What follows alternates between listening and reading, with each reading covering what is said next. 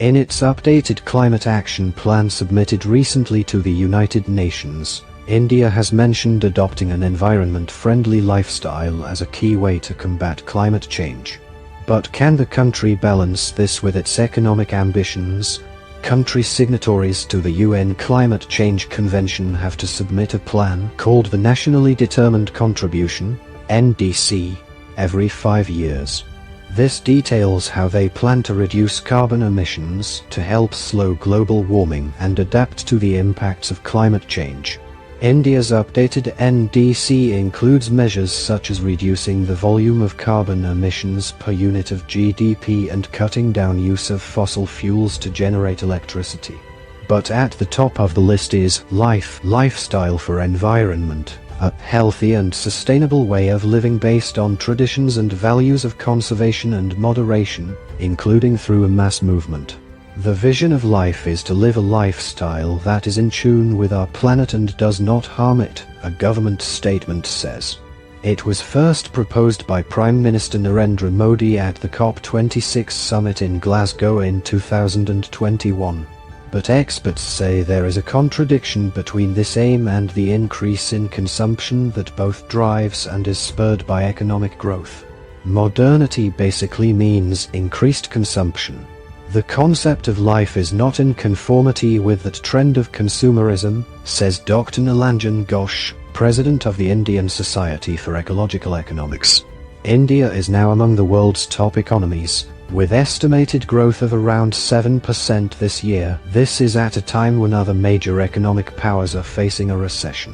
While inflation and global headwinds are causes for concern, consumer demand is strong. Private consumption forms about 55% of India's GDP, and experts expect this to continue to drive growth. This, Dr. Ghosh says, is why there is a dichotomy in the government's emphasis on life. Will there be action to adopt a different lifestyle, or will it be business as usual is the question, he says.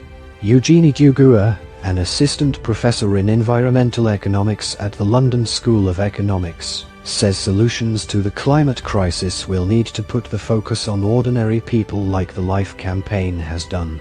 But we should not be overly optimistic about how much emission reduction will come out of it, she says, adding that research shows that while nudges like these can have a positive effect in the short term, this isn't sustainable in the long term.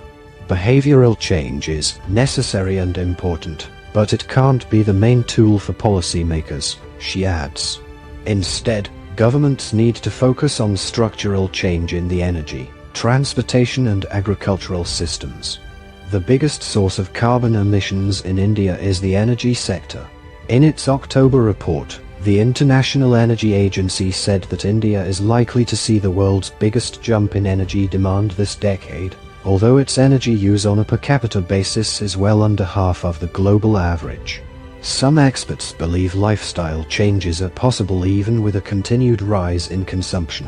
It is not about asking people to not buy air conditioners, but we can make the habit of keeping our room temperature at 25 degrees centigrade, which will lead to a cut in our energy consumption, says Madhav Pai, acting CEO of World Resources Institute India, an international non-government organization that is working with the Indian government to disseminate the message of the LIFE program.